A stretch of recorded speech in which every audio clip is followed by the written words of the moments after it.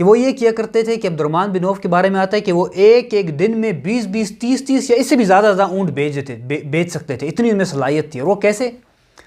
وہ یہ کرتے تھے کہ اونٹ لیا کسی سے، اور اونٹ کے گلے میں رسی ہوتی تھی نا، باندھی ہوتی تھی، رسی لے کر گئے اور کھڑا کر دیا۔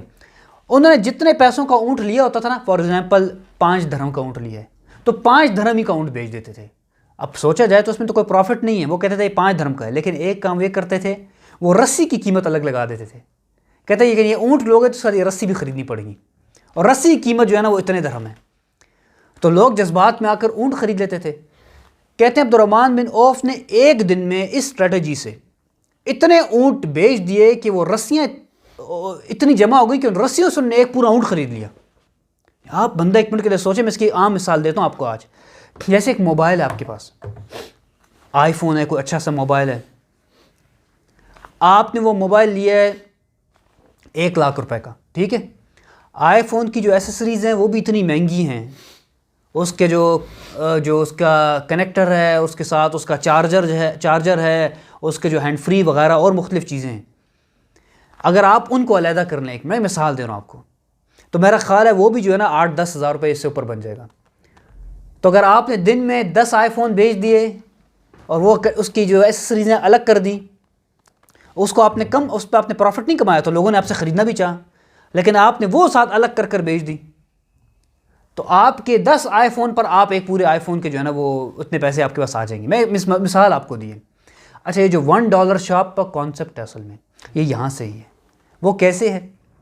$1 شاپ آپ نے دیکھی ہے، ہمارے پشاور میں تو بہت ہیں، میں نے بھی دیکھی 3-4 تو یہاں میں نے دیکھی ہیں۔ وہاں وہ لوگ کیا کرتے ہیں آپ کو پتہ ہے کیا اسٹریٹجی ہے ان لوگوں کی؟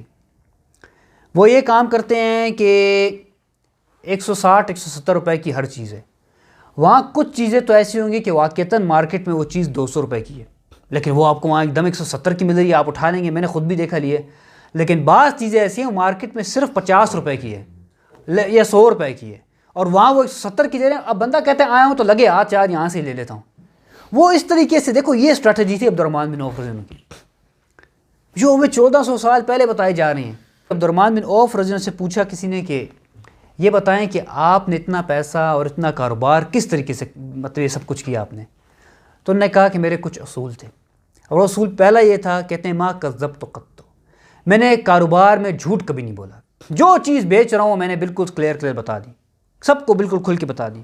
ولا دلست، اور نہ میں نے کبھی ملاوٹ کی ہے، 2 نمبری کی ہے۔ جو چیز بیچ رہا ہوں بالکل پیور ہے سب کے سامنے، اگر کچھ اس میں ملاوٹ ہے، گڑبڑ ہے تو بتا دی سامنے والے کو اس میں یہ چیز ہے۔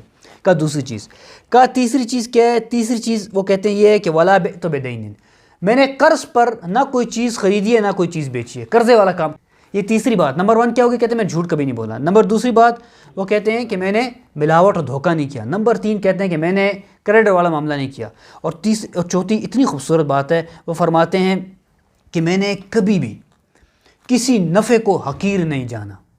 ایک چیز ہے بیچ رہا ہوں، اس میں 1 روپے کا فائدہ بھی ہے نا، تھوڑا بھی بہت فائدہ بھی ہے نا، تو میں نے بیچا ہے۔ میں نے یہ نہیں کہا یار یہ تو ابھی لالچ نہیں کیا، یعنی دوسرے الفاظ میں آپ کہہ دیں۔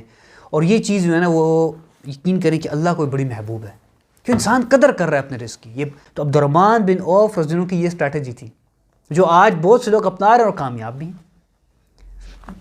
اچھا، اس میں ایک اور چیز جو عبدالرحمن بن عوف کی سیرت سے ملتی ہے، وہ یہ کہ انفاق فی سبیل اللہ، وہ اللہ کی راہ میں بہت زیادہ مال خرچ کرتے تھے۔